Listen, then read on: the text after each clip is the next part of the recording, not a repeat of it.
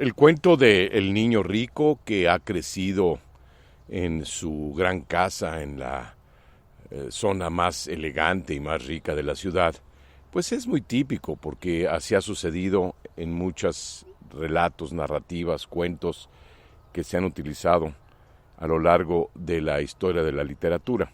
Y como todos los niños, se sorprende o se impactan tremendamente cuando ven la miseria, el dolor, la pobreza, las limitaciones, las carencias, la suciedad, la mugre, el desaliño, lo feo, la no belleza del mundo exterior, alejado y distante del pequeño mundo en el que han crecido.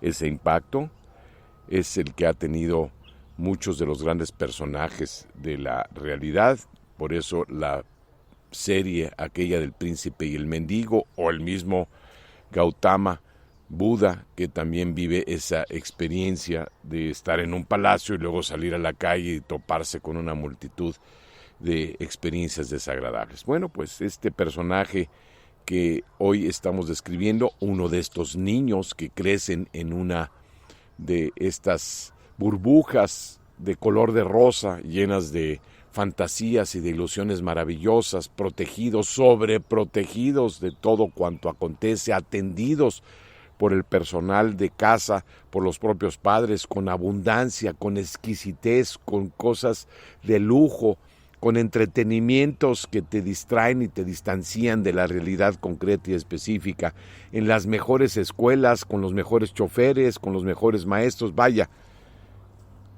en exceso, lujos y confort en exceso.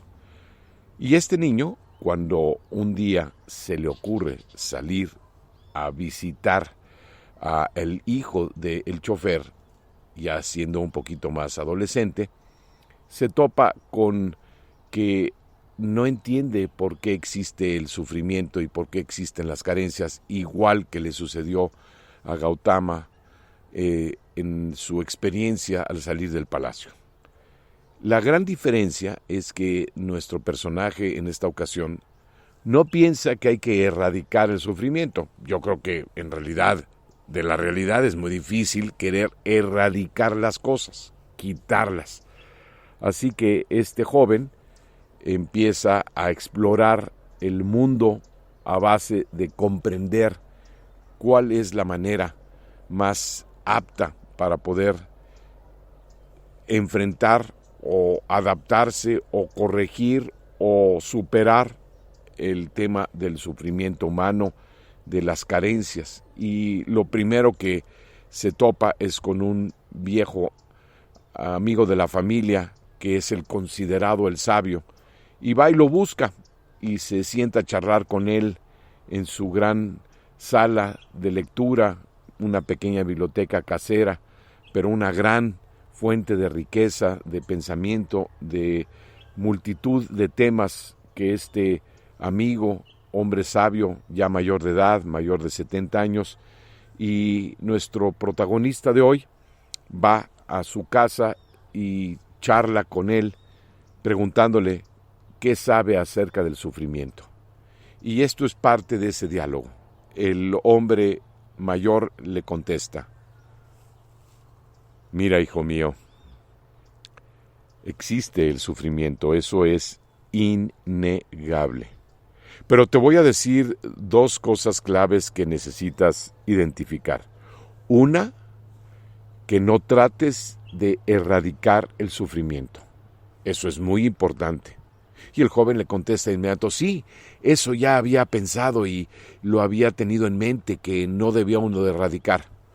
Bueno, tienes razón, no hay que erradicarlo, hay que adaptarse a él. Esto no quiere decir que no lo identifiques y no lo reconozcas, sino que no luches en su contra. El sufrimiento, precisamente por ser una decisión que tú haces en torno a las cosas desagradables que pasan en la vida y que seguirán pasando, porque hasta ahora han pasado miles de años y no hay historiador, literato, filósofo, pensador que mencione que el sufrimiento ha desaparecido.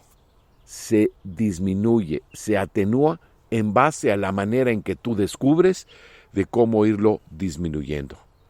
Bueno, el joven se quedó impresionado, se quedó estupefacto y le volvió a preguntar, ¿y cuál es la otra? Porque dijo que eran dos. Una es no tratarlo de erradicar. ¿Y la otra? La otra, hijo mío, también tiene que ver con una esencia fundamental que tenemos los seres humanos. El no causarnos ni causarle sufrimiento a los demás. Es una máxima, quisiera decirte hasta una ley de la vida. No te hagas daño y no le hagas daño a los demás. Si tú no siembras semillas de daño, tampoco cosecharás sufrimiento, agobio, tortura y tormenta.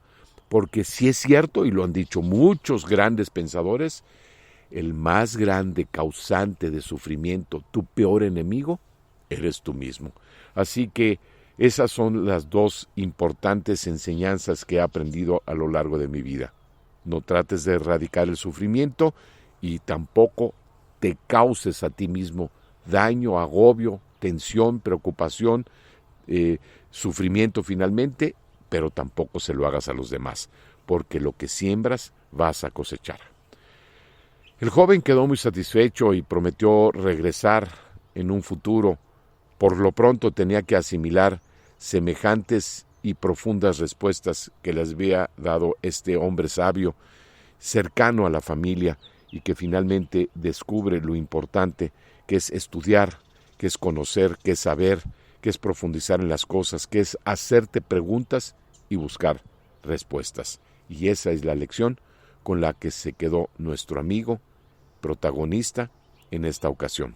Esperemos que esta reflexión, este cuento, te ayude a ti a pensar también qué opinas y qué piensas acerca del sufrimiento.